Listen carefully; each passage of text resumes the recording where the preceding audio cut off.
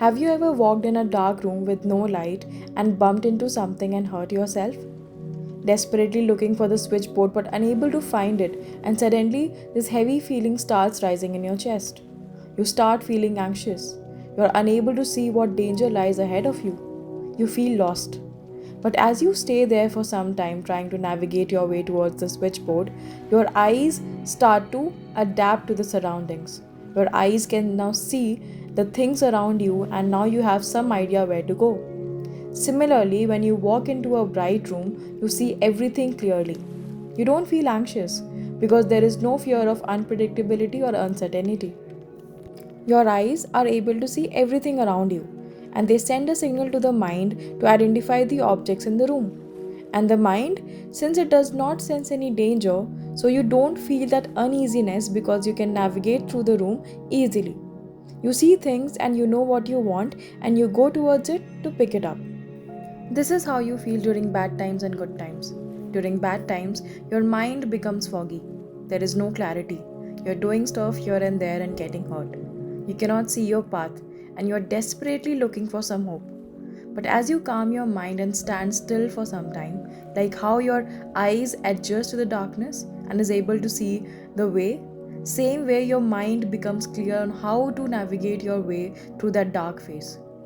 So, if I asked you, would you feel the same level of fear if you were told to enter the same dark room again? Or do you think if your mind did not perceive darkness as danger, would it still feel anxious and get panicked when you enter the dark room?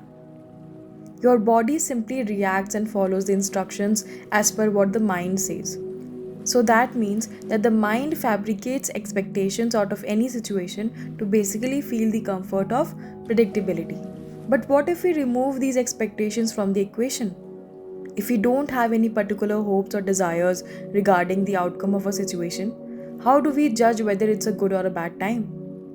This raises the question of whether these labels of good and bad are still relevant or if they lose their meaning when expectations are removed, and whether our perception of good times and bad times is purely subjective based on how closely reality matches to our own expectations.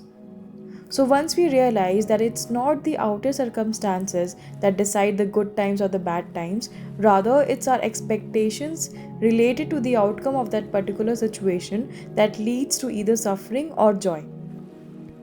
And what are expectations?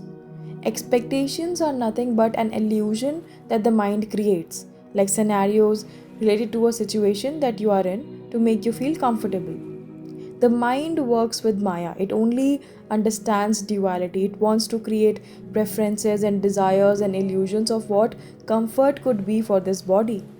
It has nothing to do with what is happening outside because the mind is logical and analytical.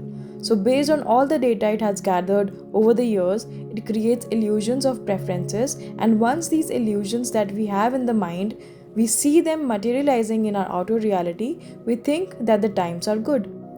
You see, the mind is very quick to judge because that is its job.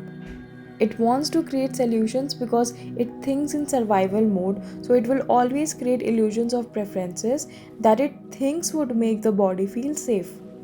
So it's all the game of the mind. If the mind is able to do the right thing or take the right decision at the right time, as cause and effect, it will have favorable outcomes, and the opposite is also valid equally.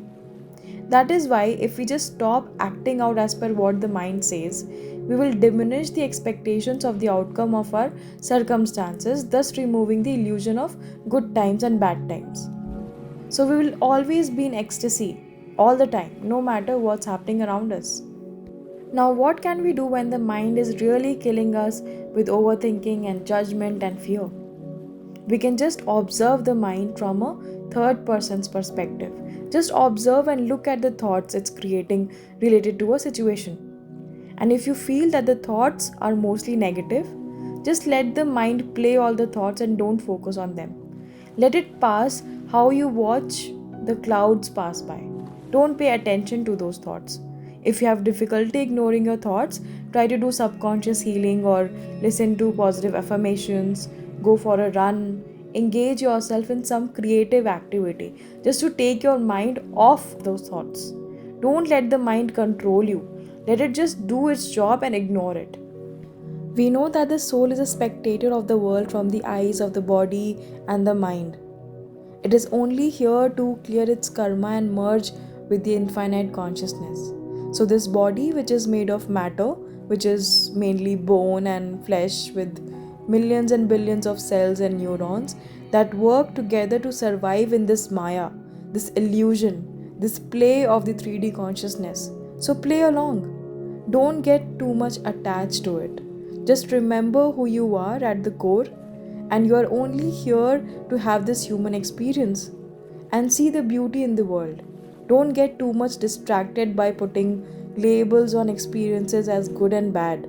Just try to see what you can learn from every experience and move on, because at the end, you are here to learn lessons.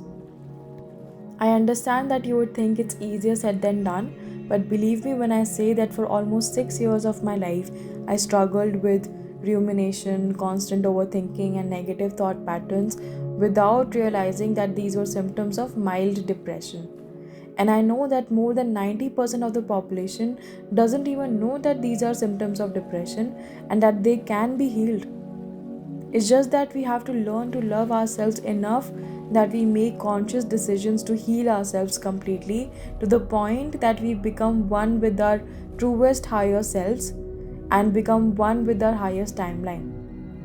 And if I'm able to help even a single person with this video or with my consultation service, there's nothing in this world that would make me happier. So I hope you liked this video, and if it helped you in some way, do comment down below. Or if you want to get in touch with me, I've provided my contact details below and you can reach out to me there. So thanks again for listening, and we'll meet again in the next video.